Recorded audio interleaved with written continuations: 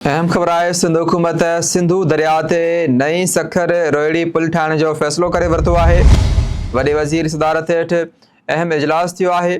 51 public private partnership policy board जो इजलास थियो आहे। इजलास में सिंध अंदरि वॾे इंफ्रास्ट्रक्चर मनसूबनि जी मंज़ूरी ॾिनी वई आहे। तर्जुमान CM जो इहो चवणु आहे।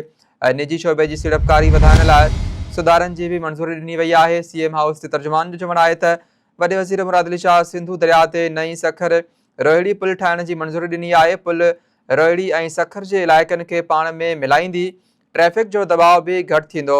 नई सखर रोहिड़ी पुल जो मनसूबो मकानी खाते PPP मॉडल तहत मुकमल थींदो। वॾे वज़ीर जो हिदायत मुराद अली शाह पारां शाहराह भुट्टो एक्सप्रेस वे अप्रैल 2026 ताईं मुकमल फ़ाल करण जी बि हिदायत कई आहे।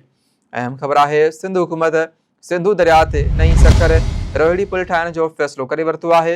वॾे वज़ीर जी सदारत हेठि 51 public private partnership policy board जो इजलास थियो आहे। इजलास में सिंध अंदरि वॾे इंफ्रास्ट्रक्चर मनसूबनि जी मंज़ूरी ॾिनी वई आहे।